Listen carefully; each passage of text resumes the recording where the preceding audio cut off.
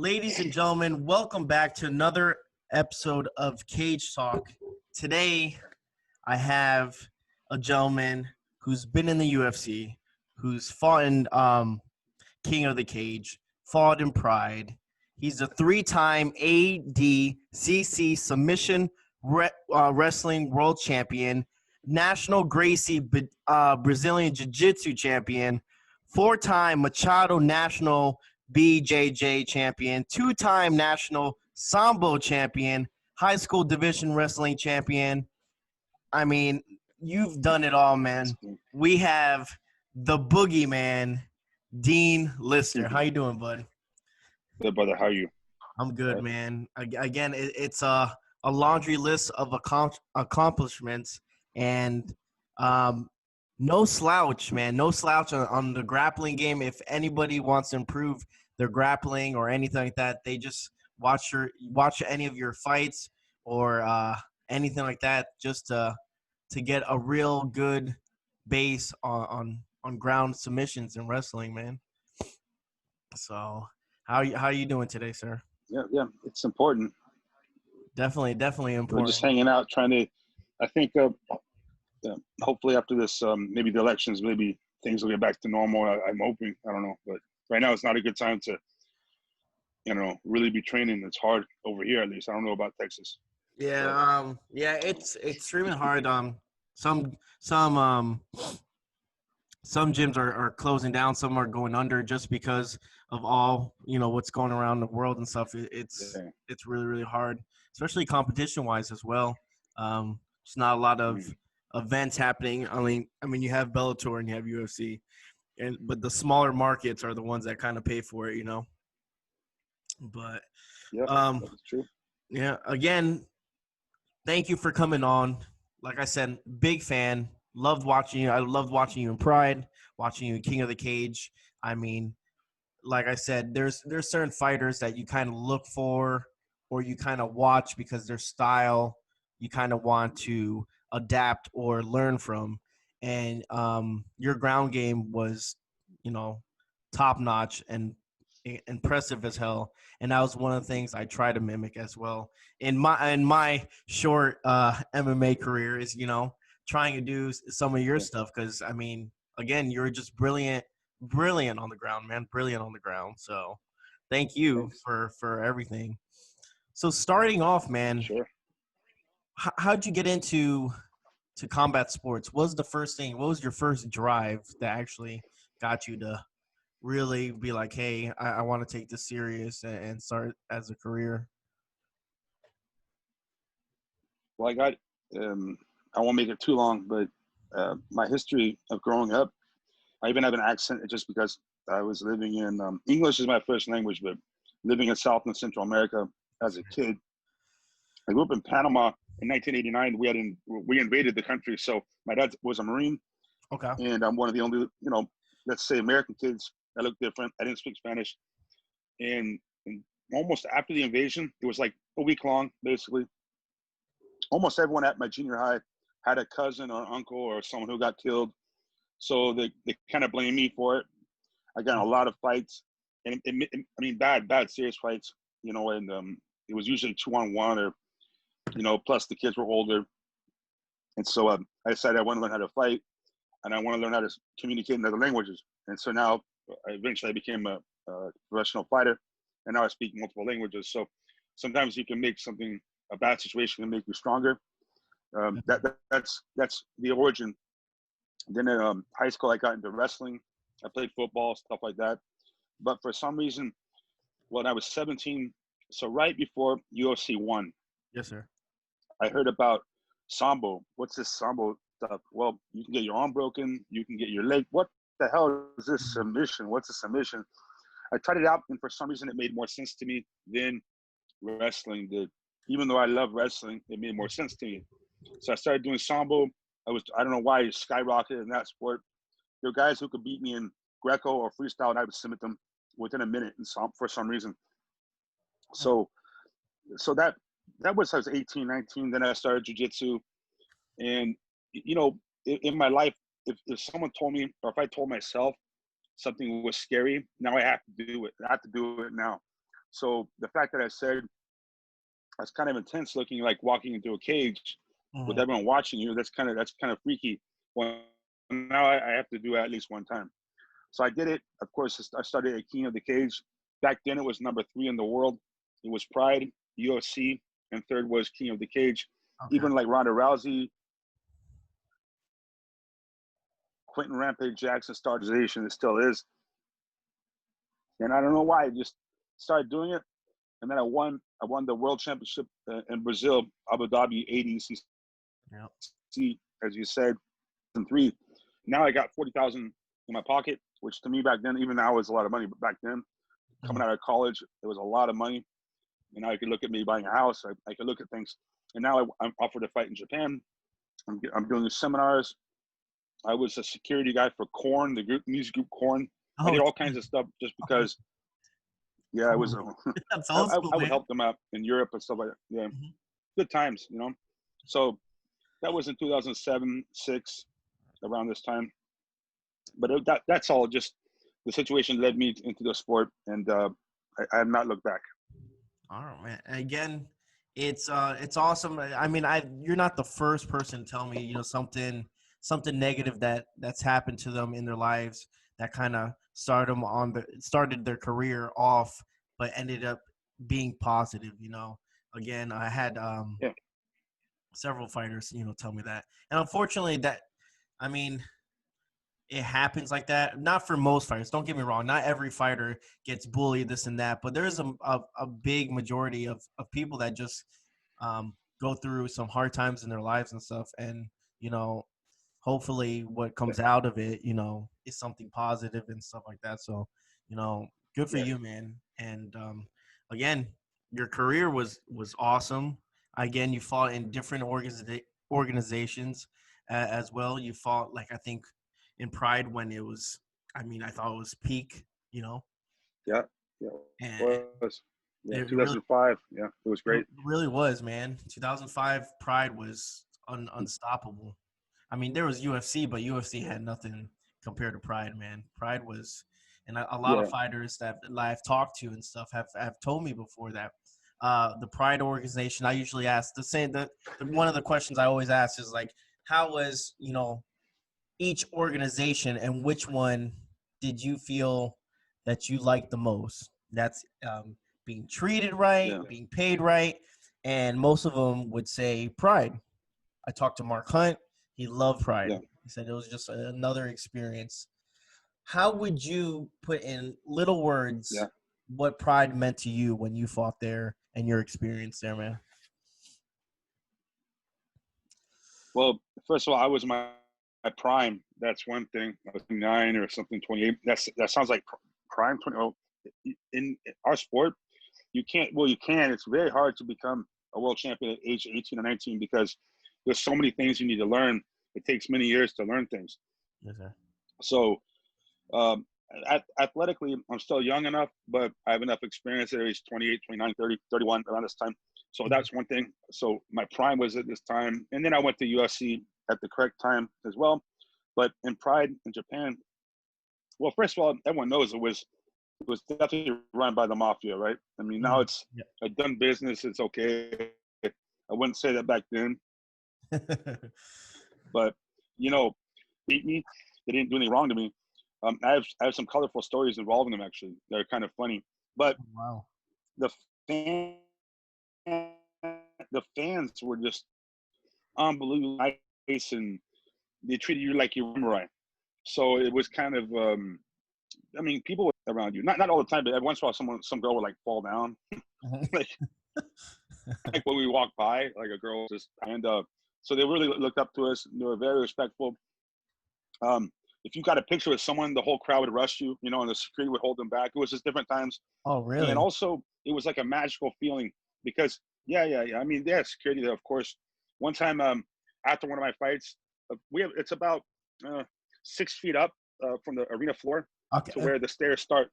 It's a wall, and then there's Gotcha. there's a there's a rail where you Mhm. can't get over because that's the VIP, that's the floor. I walk over to shake someone's hand, and the rail starts bending. Like, so people started rushing down, and security pulled me off. Like 5 security guys pulled me because the thing was going to break the rail. So people ran down to touch me.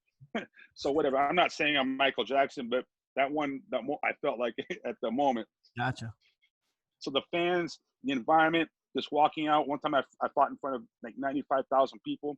It was in Osaka, Japan. Mm-hmm. Incredible adrenaline I had. And by the way, the music's loud, but people were kind of quiet and respectful. So overall, the ambiance or the environment was really cool. And it was more magical, more corporate, and they're very smart. And right now, of course, it's the highest level in the world, fight for UFC. There's a few that are equal level that fight for other events, but as far as an event overall, UFC is number one right now. Gotcha. And yeah, man. Different ways. Yeah, definitely. And that crowd, man, like you said, that crowd was, when the fight was happening, dead silence, right? Dead silence, unless someone passes guard or something, they would clap and then it would go back to something. It was just, it was amazing to watch. They were like, the audience was trained. You get me what I'm saying? It's kind of, it's strange for the U.S. crowd, because the U.S. crowd are just they're just loud and rowdy. You know, they just want to see some blood. They want to see someone get knocked out. But for just the Japan crowd itself, man, it was just so respectful and so fun to watch too. And I bet you it was probably a different feeling when you fought in Japan compared to fighting in the United States, correct? Just because of the crowd reaction. You know, one thing in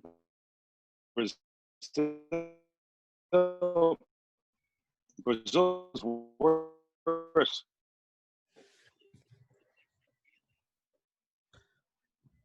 Yeah, absolutely. That's, let's say, as a Western culture or whatever in general. On the other end is Brazil and South America. Mm-hmm. If you fight in Brazil, they'll throw things at you. I mean, we're throwing water bottles at them, yelling in Portuguese like bad things. So, Brazil's a lovely country, but they're crazy as far as audience. They're really crazy. Mm-hmm. USA, probably in the middle. They don't throw things. They'll yell things or whatever, or they'll, I want blood, or fight harder, you suck. But that's all they'll say. And in Japan, they're very calm in a general sense, let's say, as a comparison. Gotcha, man. And that's pretty crazy. Like them throwing shit at, especially in the that's like something from like WCW back in like the 90s, where Hulk Hogan turned on the whole like WCW, and people were just throwing. They used to throw popcorn and water bottles. Was the main thing they used to throw. But that's pretty intense, man. That's really intense. Now your UFC career. Let's talk a little bit about it. Who was your first person that you fought in UFC? I think it was Alexio Sakara, correct? Yeah, he was a heavy favorite. He had the fastest hands in the division, the 205-pound light heavyweight division. I later on moved on to middleweight, but at the light heavyweight, he had the fastest hands for sure. The best boxing. He was European boxing champion. He was the brown belt under Nogueira, the Rodrigo Minotauro family. So he's good on the ground, but he's a really high level boxer, especially in the UFC level. And there was I was, I think, 4-1 under. Like, he was supposed to beat me, and then they were going to have him fight Chuck Liddell. I heard that Chuck Liddell was a champion at the moment. So, but you know, it was not his day. I won by triangle choke. It got submission of the night. It was a good day. It was awesome. It was a good time. So that's just coming off that, man. That victory. You know, being the underdog, and you know, being in a UFC event. I think that UFC event, what was it? UFC, was it 60? Royce Gracie versus 60. Matt Hughes, right? Yeah, that's right. So you have that. I mean, that you go into that environment, man. How nervous were you? Well, I mean, that's my first fight. Now I'm weird. I prefer to fight overseas than at home because I feel less pressure. I know it sounds strange. Most people are the opposite. You know, I feel like I don't really care. You know, my friends aren't here, at least. My family's not here. So I'm fighting in LA. A lot of my friends from San Diego, they drove the 2 hours up there to watch me. They're in the audience. I'm on TV. My family's watching. You know, it's just, whoa. And then, of course, well, I was the swing event, the co-main event before Royce Gracie fought Matt Hughes. So I'm ready to walk out. I'm there. I can see the crowd. I'm going to walk out. and they go, and the intermission, 20 minutes, the surprise intermission. So Yeah. now I'm ready to walk out. The surprise intermission. I had to calm down, and but I was nervous, like just excited, more excited. Yeah. Got you. And again, so you feel more pressure when there's actually family members or people that you know are in the crowd than anything. I mean, I understand that. It puts a little bit more pressure on. I mean, I don't think I would want my family Yeah, there. not anymore. Not anymore. I mean, Yeah, it's different. It's different now. But when I was younger, I was like, my family, my friends. It's not a big deal now. I'm older, so. But yeah, gotcha. at the time. So, how many times have you fought Jeremy Horn? I mean, Jeremy Horn's a hell of a fighter too. You fought him twice, right? Mm-hmm. He beat you once. You beat him once, right? Yeah, the first fight I think I had 6 fights under my belt. Okay. He had 100. He had over 100. Yeah. So it was he won by one judge. It was a close fight, but I couldn't see. He cut me really bad with an elbow, and blood was inside my eyes. And blood really stings if it's in your eyes. It's like if you go in the ocean, the salt water, you open your eyes under the water. It's worse than that. It's worse than that. Well, it's salty water. Yeah, it's like worse than that, much worse than that. And if it's thick, it gets, and you can't, it's blurry, you can't see. So I'm trying to fight this guy I can't see the whole time. We were slipping my blood. It was a very bloody match. It was one of the bloodiest up until that moment. After that, we got other cases like BJ Penn versus what's the deal? Who did he fight? Oh man, there's been several. That was Joe Stevenson. Yeah, Joe Stevenson. Yeah, that was more bloody, but you're slipping around in your blood. Plus, we fought a slippery match, so I'm slipping and kind of a crazy situation. On top of the blood, you're slipping in more. So yeah. Wow. Sounds like that doesn't make sense, but that's really what was happening. Yeah. The second time I fought him, I got him in the first round in a guillotine choke, and it was a good day for me. Well, what was your, if you look back in your career, man, what was your favorite go-to submission? If you think about it, and it's something that you try to set up all the time, what was something that you like to kind of your go-to move, if you had any? I mean, you did a lot of shit, so. I mean, I've always had good arm locks and good everything. I mean, I've been well-rounded, but I've been known primarily for my leg locks. And I'm attributed as far as making the transition into at the high level today. I'm not saying I am, but people have said that about myself because it was always something that people tried at the lower level. It would work. It never really worked at the higher level in general. And so I've won some high-level matches with footlocks. I've also won a lot by triangle and also getting the back. So I used to be known for getting the back all the time. In my division as a heavier guy, getting to someone's back and finishing by choke or triangle was always a solid move for me. I won, I think, 3 of my fights off triangle or 4 of my fights, professional fights. So those 3 submissions right there. Gotcha.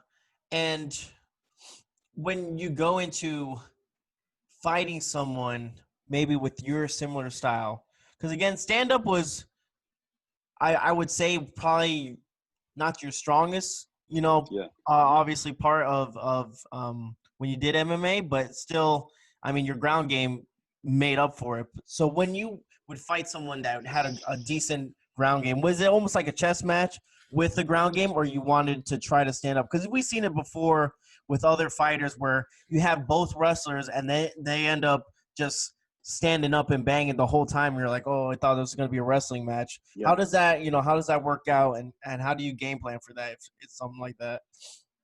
Well, striking was never my forte. Someone who's not a fighter, I'm better striking than, of course, let's say I'm average or whatever in striking. I can take a punch though. So I've never been knocked out. So the problem is, if someone beats me, it usually is a boring fight because they stay away from me. And when they stay away, they can't hit as hard. If they knock me down, it's happened before. They stay away from me, so it becomes a boring fight. If I was easy to knock out, it would be entertaining. I'm knocked out, but it's hard to knock me out. Gotcha. So that's unfortunately the recipe to beat the enlister is a boring strategy, but it works if they stay away from me and they have better striking. It's hard to take them down. Then it makes for an effective fight, but it's boring. But grappling, I've only had like 3 of my opponents that were higher, let's say a high level on the ground. The rest were like, let's say average or average means good, by the way. I mean, if you're average on the ground in the UFC, you're not bad. But the three guys that had good grappling was Jeremy Horn, Yushin Okami, Nate Marquardt, and then Ricardo Arona. So it's four of them. These are all high level guys, of course, and they have good grappling. So, yeah, the problem was if they don't want to be taken down. It's not so much grappling on the ground. That was the problem. Take someone down, and they have good striking. Gotcha.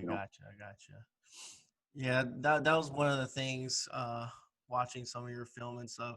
And that people sometimes don't understand, the situations or what's happening. They just, again, like we said, like especially the American crowd, they just want to see a knockout, this and that. But you know what? I'd rather see all day, a nice good scramble or, I mean, if you know jiu-jitsu and stuff, it's great to watch just because there's so much going on. And someone who, looking in the, outside looking in, might not understand what's happening, think they're just hugging each other and this and that, and nothing's happening. But I mean, there's a lot going on. So yeah. What's funny is there was one time, I forget, they had it wasn't a high level show, but it was on TV, like the Iron Ring or something like that. Okay. It was on TV, like about, I don't know, 8 years ago or something.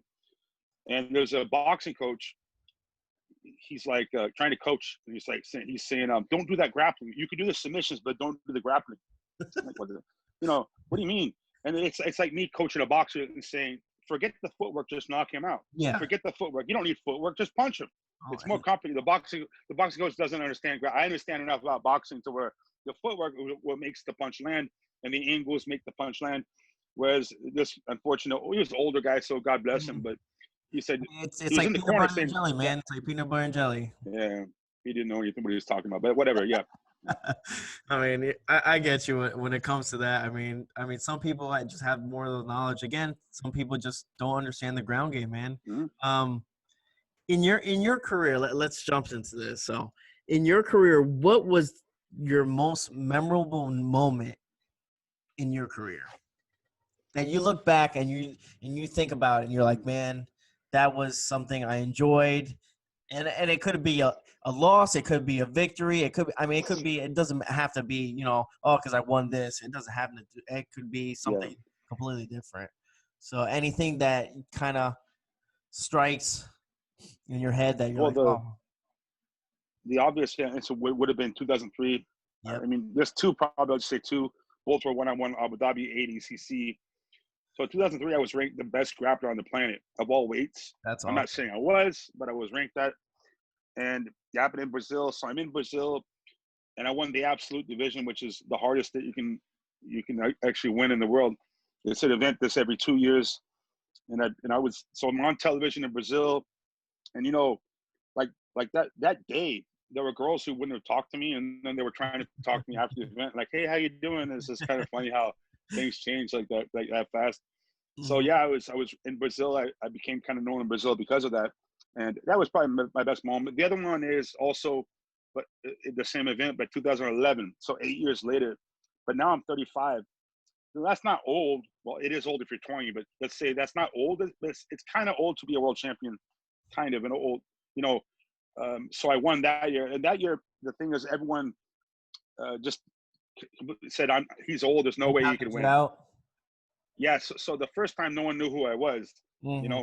And this time everyone knew who I was, and they said, there's no way. He has no chance. But I won, and that was kind of cool to they doubted me and they were wrong. That's kind of a cool feeling. The second one mean more than the first one to you? It just because of that?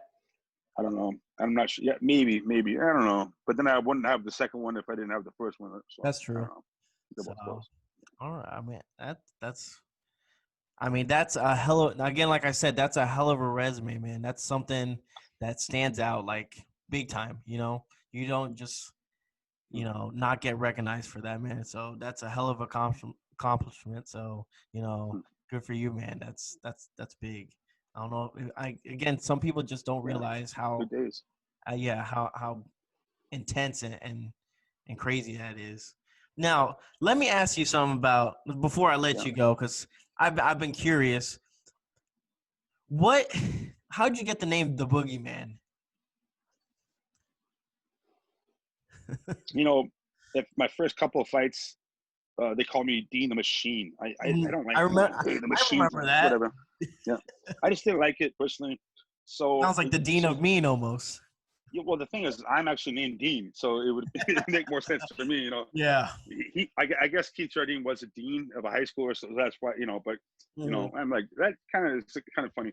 Um, so so basically, a few fights in, I also hear that I'm being called the boogeyman. I'm like, what the hell? And the owner of the event, King of the Cage, he told me, he said, well, actually, your first fight, I fought a guy named John Jensen was my first opponent ever in King of the Cage in the year 2000. Mhm. So a long time ago. This is right when they were like, we think you should wear gloves, you know? Like Yeah. gloves are kind of important. It's kind of a That's weird thing. Yeah. important. That's important. Yeah, let's Yeah, do it. long, and everyone else watching, it was black and white television also. Black and white television. so so I show up to fight someone else, and I show up to this is the day you walk in, weigh in, and you fight that same day back then, by the way. So I get to the event, I'm ready to have my first fight, and they go, Dean, your opponent, he said he's sick. I'm like, what? Oh, come on. They go, don't worry, Dean, we'll pay you the couple hundred we were gonna pay you anyways. I'm Mhm. like, well, I've been training for like 2 months. I want to just get this over with. It's Mhm. okay, well, you know, so I'm insisting instead of just getting them, I want to actually fight because I've been preparing for this moment. It's Definitely. okay. Back in those days, they'd go in the crowd and ask, hey, anyone want to fight? And Shit, for real? there's a couple thousand people there. So there's always a couple guys that, yeah, I want to fight. And maybe they're drinking beer. Maybe they're a fighter. I don't know what they're, but so guys are like, yeah, I'll fight anybody. Yeah, hell yeah. At that moment, I was California state champion. Mhm. So people knew who I was. And so people were like, yeah, I'm going to fight. I'm ready to fight. His name was Terry, the owner. Terry, I'll fight for sure. All right, hey, Terry, who am I going to fight? Who am I going to fight? They said, you're fighting a guy named Dean Lister. You know, Terry, my shoulders hurt. And, you know, I can't fight. And the next guy is, oh, my knees hurt. You know, so the whole rumor was that people were very ready to fight, but they heard my name and I Mhm. scared them. I'm not saying that's true, but that's the rumor. So the name just stuck. And it's funny because now there's all kinds of boogie people. Like there's boogie woman, there's several boogie man. There's the translation. Every culture has that translation. Mhm. Um, Cucuy is Spanish. Papo Bichon. Wait, yeah, that means the boogeyman in Portuguese. Baba Yaga is Russian. Baba Roga is Croatian. And there's like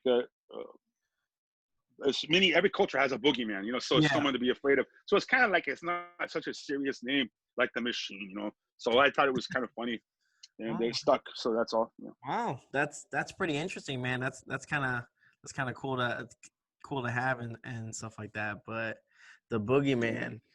I don't know how true it is. I'm not sure. Yeah. Probably a little bit truth, but maybe an exaggeration. But yeah. So Hey, that's how it started. Yeah. yeah, there's always a little exaggeration, but hey, it makes a better story, right? Sure. Yeah. But again, Dean, I want to thank you so much for coming on, man. It's been a pleasure to watch you. What are you doing now? What are you doing now? I Right just had now? in well, right now my gym's closed. We're waiting for that to open up. Okay. But I had surgery earlier this year on my shoulder. I'm in Brazil, and we heard lockdown's going to start in like 5 days. So Mhm. I talked to a doctor. They said we can get your shoulder operated on, you know, before then, because if you're in lockdown, just why not heal? Yeah. I get the surgery, but 3 weeks later it was severely infected, and they had to go in and cut me up a second time. It got infected again, third time, and then they told me, you know, if this doesn't work, you might lose your arm. You know, Oh shit. it's possible. Like, oh my God, really? Because it was a very serious infection. And it wasn't in my finger either. It's my shoulder. So it's close Mhm. to my body. Thank God the third time it worked. I came back to USA. I got my final operation done. It was done correctly this time. They saved my arm. And Wow. now my arm, I can finally raise my arm up over my head. And I think I'll be able to train in like maybe 3 or 4 months. Maybe I can have one last fight, maybe in 1 year or something, you know? So Okay. I'm just healing up and resting up and just waiting Well, until you know people, what? I don't know, Glad everything worked out, man. That's kind of freaky, man. worked That's out. like almost like a freak accident, especially one thing that Yeah, led to worked out. another, man. But again, glad that you're okay. So hopefully you heal good and you'll be back in. And again, it's been a pleasure to have you on. Appreciate everything that you've done for the sport. Appreciate. I loved watching you, man. So again, thank you so much, man. All right. It's been You a know, pleasure. brother, great to be on here, man, and keep it up, okay? That's all. Thanks, man.